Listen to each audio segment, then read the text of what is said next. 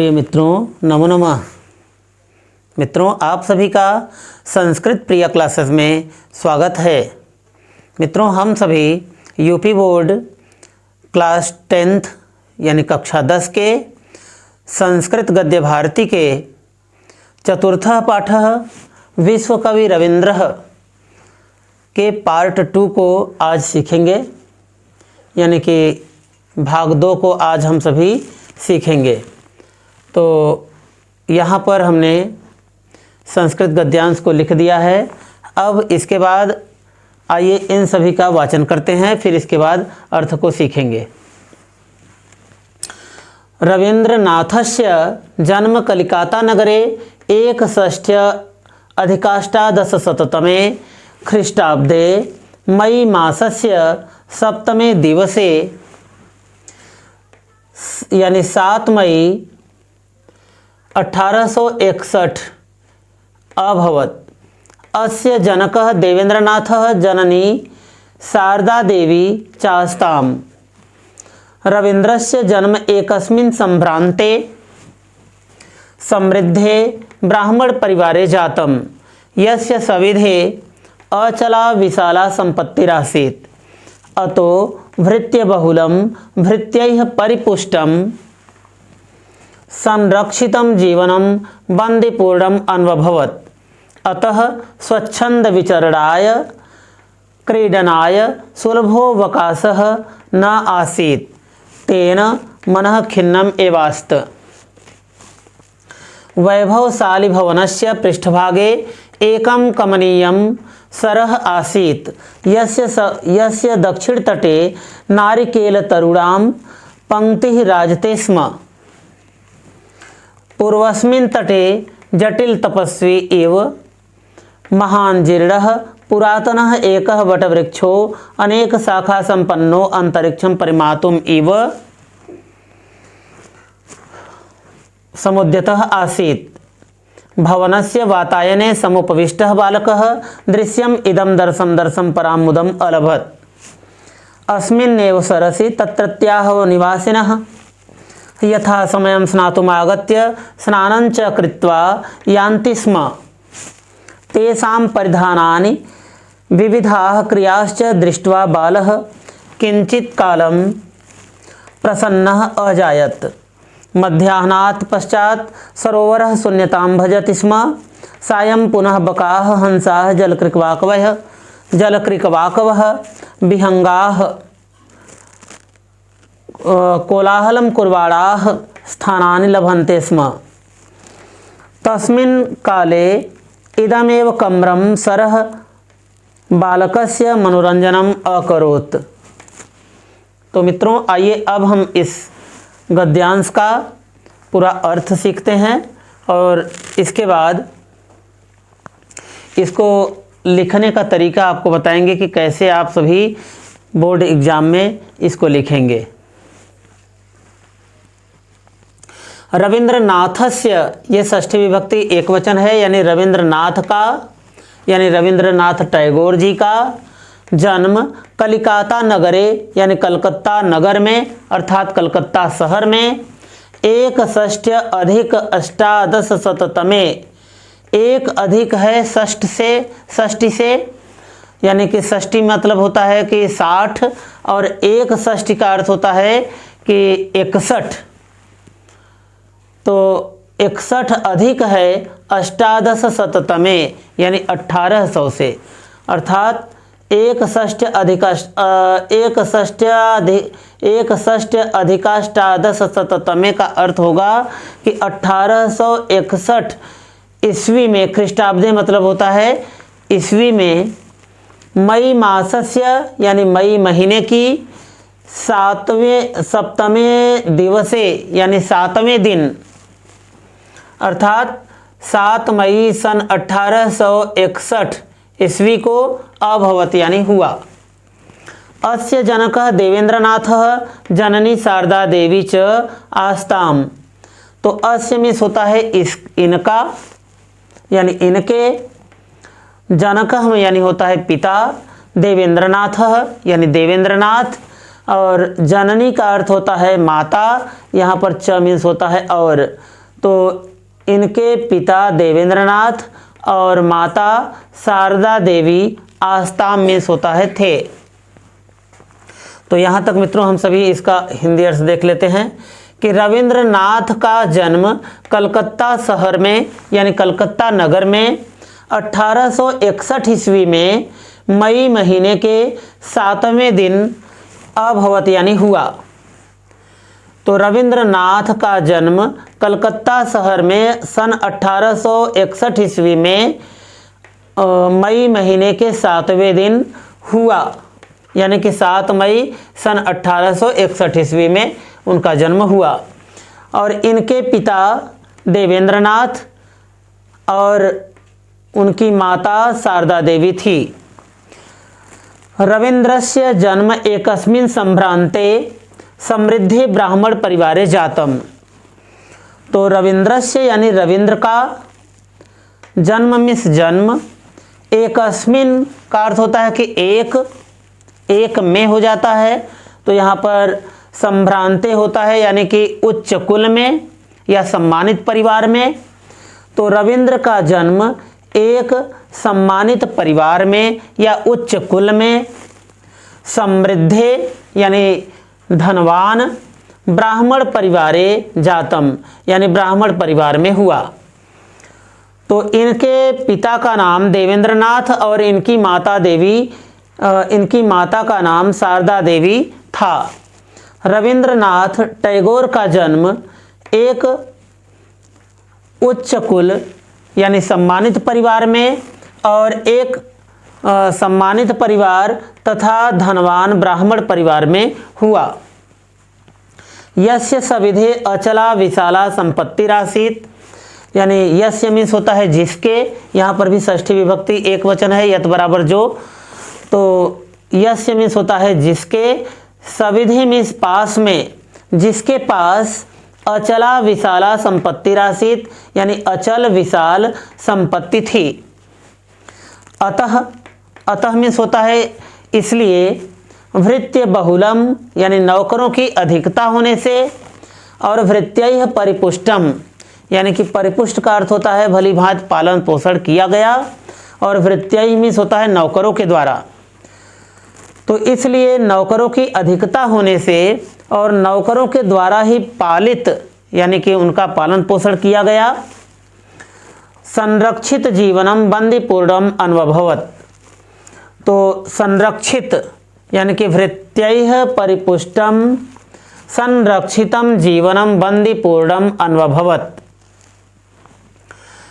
तो नौकरों की अधिकता से और नौकरों के द्वारा उनका पालन पोषण किए जाने से संरक्षित उनका जीवन बंधनपूर्ण उन्होंने अनुभव किया। बंदीपूर्ण मीन्स होता है बंधनपूर्ण कि बंधा हुआ, अनुभवत यानी अनुभव किया। अतः यानी इसलिए स्वच्छंद विचरण करने के लिए, क्रीडनाय यानी खेलने के लिए, इसमें भी चतुर्थी विभक्ति एक वचन है, इसमें भी चतुर्थी विभक्ति एक वचन है। तो स्वच्छंद विचरण करने के लिए यानी स्वच्छंद घूमने के लिए, स्वतंत्रता पूर्वक घूमने के लिए। स्वच्छंद का अर्थ होता है स्वतंत्रता पूर्वक, यानी इसलिए स्वतंत्रता पूर्वक घूमने के लिए या स्वच्छंद विचरण करने के लिए, इस तरह से भी इसका अर्थ बता सकते हैं। तो क्रीडनाय में भी चतुर्थी विभक्ति एक वचन होता है यानी खेलने के लिए।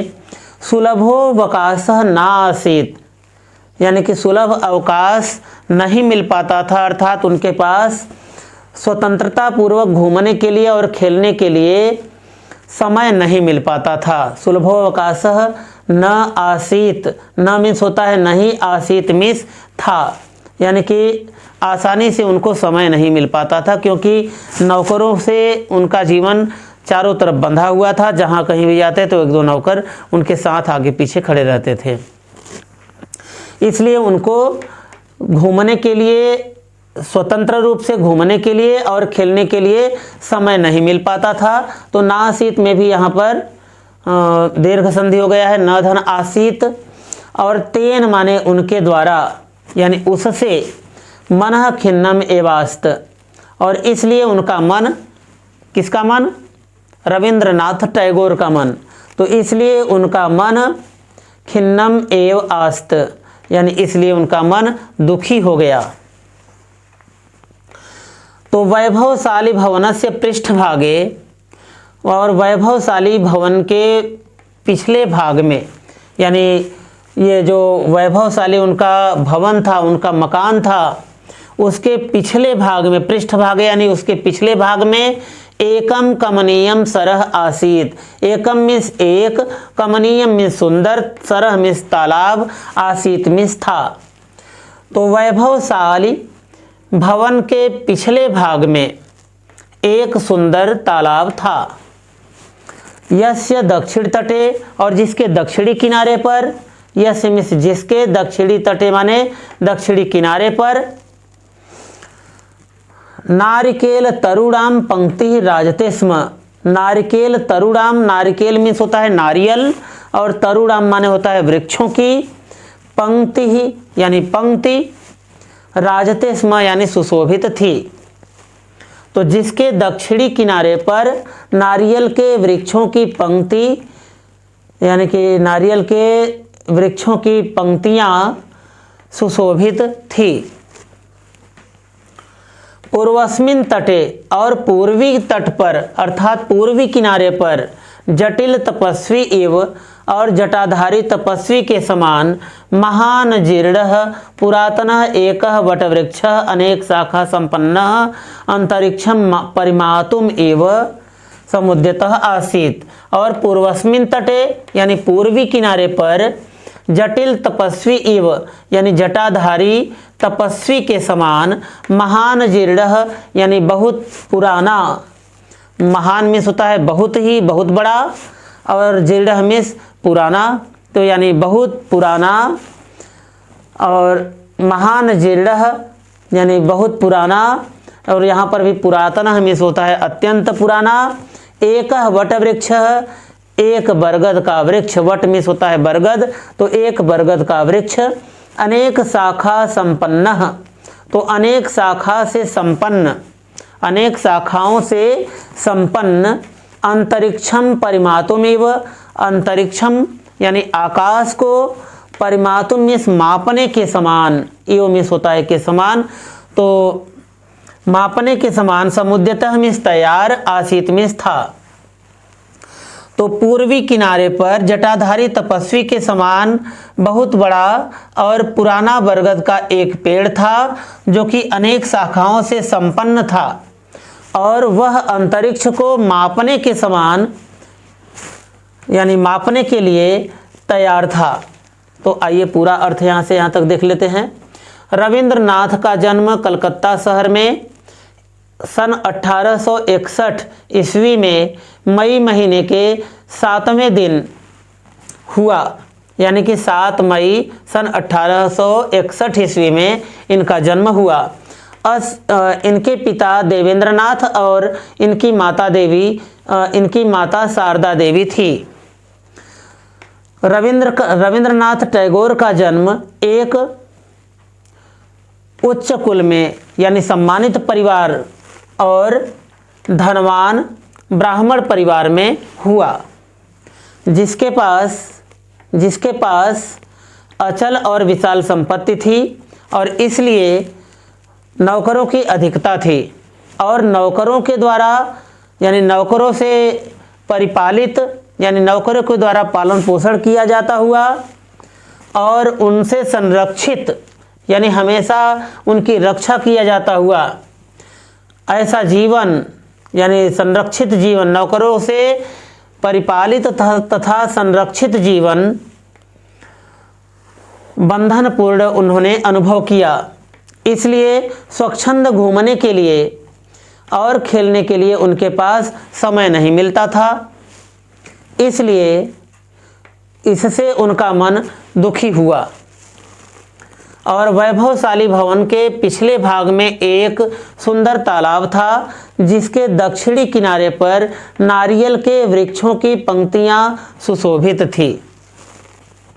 और पूर्वी किनारे पर जटाधारी तपस्वी के समान बहुत ही पुराना एक बरगद का पेड़ अनेक शाखाओं से संपन्न था, जो कि अंतरिक्ष को मापने के समान, यानी कि मापने के लिए ऐसा प्रतीत होता था कि जैसे वह अंतरिक्ष को मापने के लिए तैयार था।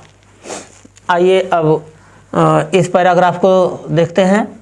भवनस्य वातायने समुपविष्टः बालकः दृश्यम इदम दर्शम दर्शम परामुदम अलभत। कि भवनस्य वातायने, भवन के भवनस्य मीन्स होता है भवन के, यानी उनके महल के। तो यहाँ पर भी षष्ठी विभक्ति एक वचन है और वातायने में सप्तमी विभक्ति एक वचन है। तो भवनस्य यानी कि भवन के, वातायने मीन्स होता है खिड़की में, समुपविष्ट यानी बैठा हुआ, बालक मीन्स बालक, दृश्यम इदम, तो इदम मीन्स होता है यह, दृश्यम माने दृश्य को, यानी इस दृश्य को, दर्शम दर्शम यानी देख देख करके, पराम मुदम अलभत यानी कि बहुत पराम मीन्स यहाँ पर हो जाएगा इसका अर्थ अत्यंत, मुदम अलभत यानी प्रसन्नता को प्राप्त करता था। तो भवन के खिड़की में बैठा हुआ बालक इस दृश्य को देख देख करके अत्यंत प्रसन्नता को प्राप्त करता था। अस्मिन्नेव सरसी यानी कि इसी ही, सरसी मीन्स होता है तालाब में, यहाँ पर सप्तमी विभक्ति एक वचन है सरसी में, तो अस्मिन भी सप्तमी विभक्ति एक वचन है और एव मीन्स होता है ही, तो यानी कि अस्मिन्नेव का अर्थ हो जाएगा इसी, सरस मीन्स होता है तालाब में, तत्रत्याह निवासिनः, तत्रत्याह मीन्स होता है वहाँ के, निवासिनः मीन्स निवासी यानी वहाँ के रहने वाले लोग, तो इसी तालाब में वहाँ के रहने वाले लोग यथा समयम यानी उचित समय पर, स्नातुम आगत्य यानी स्नान करने के लिए आकर, स्नान करने के लिए आकर, स्नानम च कृत्वा और स्नान करके, यान्ति स्म यानी लौट जाते थे, चले जाते थे। तेषाम परिधानानि, तेषाम यानी षष्ठी विभक्ति यहाँ पर बहुवचन है, तस्य तयोः तेषाम, तद बराबर वह, षष्ठी विभक्ति बहुवचन का रूप है। तो तेषाम यानी उनके, वो जो स्नान करने के लिए आते थे उनके, परिधानानि मीन्स होता है वस्त्रों को, विविधा क्रियाश्च दृष्ट्वा, विविधा मीन्स होता है अनेक प्रकार की, क्रियाश्च माने क्रियाओं क्रियाकलापों को, दृष्ट्वा यानी देख करके, बालः यानी बालक का, किंचित कालम यानी कुछ समय, प्रसन्न अजायत यानी वह प्रसन्न हो जाया करता था। तो इसी तालाब पर वहाँ के निवासी अर्थात वहाँ के रहने वाले लोग उचित समय पर स्नान करने के लिए आकर और स्नान करके फिर चले जाते थे, और उनके वस्त्रों को तथा अनेक प्रकार के क्रियाकलापों को देख करके वह बालक रविंद्रनाथ कुछ समय के लिए प्रसन्न हो जाता था। तो मध्याह्नात् पश्चात सरोवरः शून्यतां भजति स्म। अब यहाँ पर लिख रहे हैं कि मध्याह्नात् यानी दोपहर के बाद, पश्चात मिस होता है बाद, तो दोपहर के बाद, सरोवरः मिस यह तालाब, शून्यतां भजति स्म यानी सरोवर यानी यह तालाब, शून्यतां भजति स्म यानी खाली हो जाता था। यानी कि दोपहर के बाद यह तालाब बिल्कुल खाली हो जाता था, रिक्त हो जाता था, अर्थात शून्य हो जाता था, वहाँ पर कोई ना ही आता था और ना ही जाता था। फिर इसके बाद सायं यानी शाम के समय पुनः बकाह हंसाह जलकृकवाकवः विहंगाह कोलाहलम कुर्वाणाः स्थानानि लभन्ते स्म।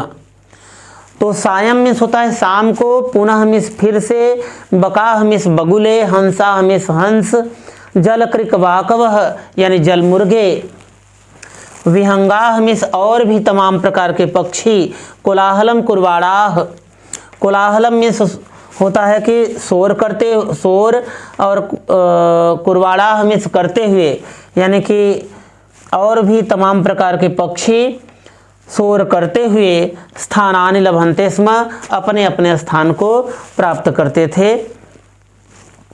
तस्मिन काले, और उसी समय, तस्मिन यहाँ पर हो जाता है सप्तमी विभक्ति एक वचन, तस्मिन तयोः तेषु, तो यह भी तद बराबर वह का ही रूप है, पुल्लिंग में इसका रूप चलता है। तस्मिन काले यानी उसी समय पर, इदम एव कम्रम, और यही सुंदर तालाब, कम्रम मिस होता है सुंदर, सरह मिस तालाब, बालकस्य मनोरंजनम अकरोत्, तो बालकस्य यानी बालक का षष्ठी विभक्ति एक वचन है यहाँ पर, मनोरंजनम यानी मनोरंजन, अकरोत् यानी करता था।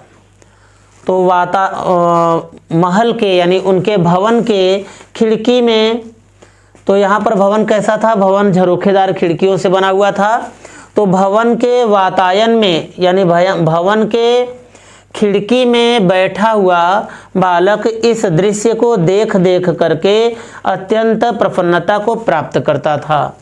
और इसी तालाब पर वहाँ के निवासी लोग अर्थात वहाँ के रहने वाले लोग उचित समय पर स्नान करने के लिए आते थे, यानी स्नातुम आगत्य स्नानम च कृत्वा यान्ति स्म, तो उचित समय पर स्नान करने के लिए आते थे और स्नान करने के पश्चात यानी कि स्नान करके लौट जाते थे। तो तेषाम परिधानानि, और उनके कपड़ों को यानी कि उनके वस्त्रों को, और विविधा क्रियाश्च, और अनेक प्रकार की क्रियाओं को देख करके बालक कुछ समय के लिए प्रसन्न हो जाता था, और दोपहर के बाद वही तालाब शून्यता को प्राप्त हो जाता था, अर्थात बिल्कुल खाली हो जाता था, और शाम को फिर से पुनः बगुले, हंस, जलमुर्गे और दूसरे भी पक्षी शोर करते हुए अपने अपने स्थानों को ग्रहण करते थे, अपने अपने स्थानों को प्राप्त करते थे। और उसी समय पर यही सुंदर तालाब उस बालक का मनोरंजन करता था। तो आइए मित्रों, अब यहाँ से पूरा अर्थ इसका एक बार फिर से सीख लेते हैं। तो रविंद्रनाथ का जन्म कलकत्ता शहर में सन 1861 ईस्वी में मई महीने के 7वें दिन हुआ, अर्थात 7 मई सन 1861 ईस्वी में हुआ। और इनके पिता देवेंद्रनाथ और इनकी माता शारदा देवी थी। रविंद्रनाथ टैगोर का जन्म एक समृद्ध परिवार में और संभ्रांत परिवार में, यानी संभ्रांत का अर्थ होता है उच्च कुल में या सम्मानित परिवार में। तो रविंद्रनाथ टैगोर का जन्म एक संभ्रांत यानी उच्च कुल में या सम्मानित और धनवान ब्राह्मण परिवार में हुआ। तो समृद्ध का अर्थ होता है धनवान, तो धनवान ब्राह्मण परिवार में हुआ, जिसके पास अचल और विशाल संपत्ति थी, इसलिए नौकरों की अधिकता थी और नौकरों से परिपुष्ट अर्थात पालन पोषण किया जाता हुआ और संरक्षित जीवन बंधनपूर्ण उन्होंने अनुभव किया। और इसलिए स्वच्छंद घूमने के लिए यानी स्वतंत्र घूमने के लिए और खेलने के लिए उनके पास समय नहीं मिल पाता था। तो इसलिए उनका मन दुखी हुआ। और फिर इसके बाद ये पैराग्राफ यहाँ से है कि वैभवशाली भवनस्य, तो वैभवशाली भवन के यानी उनका महल बहुत बड़ा था, तो उस वैभवशाली भवन के पिछले भाग में एक सुंदर तालाब था, जिसके दक्षिणी किनारे पर नारियल के वृक्षों की पंक्तियां सुशोभित थी और पूर्वी तट पर यानी पूर्वी किनारे पर जटाधारी तपस्वी के समान बहुत पुराना एक बरगद का पेड़ था, जो कि अनेक शाखाओं से संपन्न था। मानो इस तरह से लग रहा था वह कि अंतरिक्ष को मापने के लिए वह तैयार था। और भवन के खिड़की में बैठा हुआ बालक इस दृश्य को देख देख करके अत्यंत आनंद को प्राप्त करता था, अर्थात अत्यंत प्रसन्न हो जाता था। और इसी तालाब और इसी तालाब पर वहाँ के निवासी अर्थात वहाँ के रहने वाले लोग उचित समय पर स्नान करने के लिए आते थे और स्नान करने के बाद वे सभी लौट जाते थे अर्थात चले जाते थे। और उनके परिधानों को अर्थात उनके कपड़ों को अर्थात उनके वस्त्रों को और अनेक प्रकार के क्रियाकलापों को देखकर बालक कुछ समय के लिए प्रसन्न हो जाता था और दोपहर के बाद वही तालाब रिक्त हो जाता था अर्थात शून्य हो जाता था, यानी तालाब पूरा खाली खाली हो जाता था। फिर इसके बाद कोई वहाँ पर आता नहीं था। तो शाम को फिर से बगुले, हंस, जलमुर्गे और भी अनेक प्रकार के पक्षी शोर करते हुए अपने अपने स्थानों को प्राप्त करते थे। और उसी समय पर यह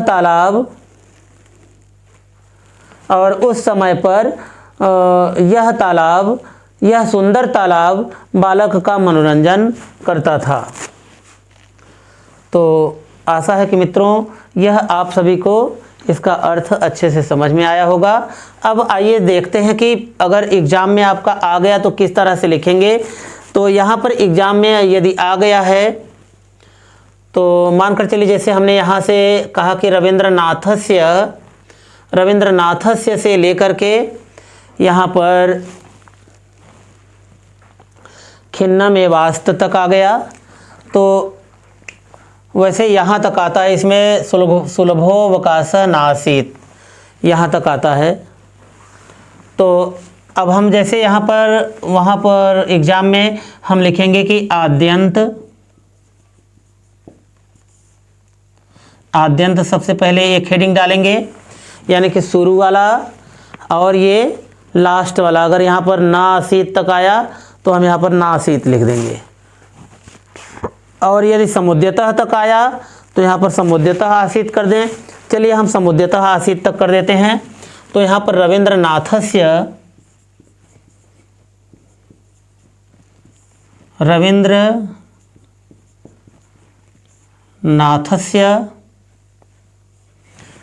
डॉट इस तरह से लिख देंगे। फिर समुद्यतः आसीत,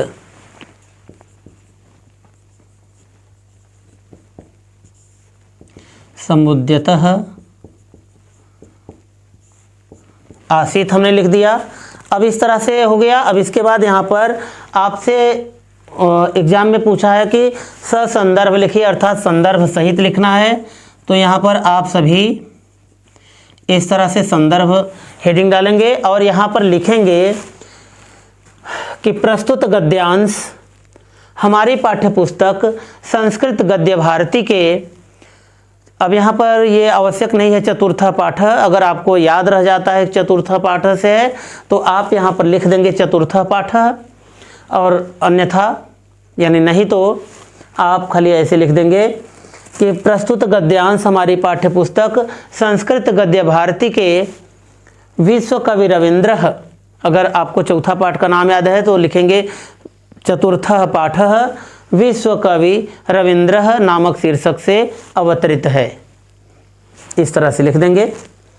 अब फिर इसके बाद आप सभी यहाँ पर हिंदी अनुवाद लिखेंगे। हिंदी अनुवाद लिखेंगे। तब जाकर के यहाँ पर लिखेंगे कि रविंद्रनाथ जी का जन्म कलकत्ता शहर में 1861 ईस्वी में 7 मई के 7वें दिन हुआ। इस तरह से पूरा हिंदी आप सभी लिखेंगे। तो मित्रों आशा है कि आप सभी को इसका अर्थ अच्छे से समझ में आया होगा। धन्यवाद।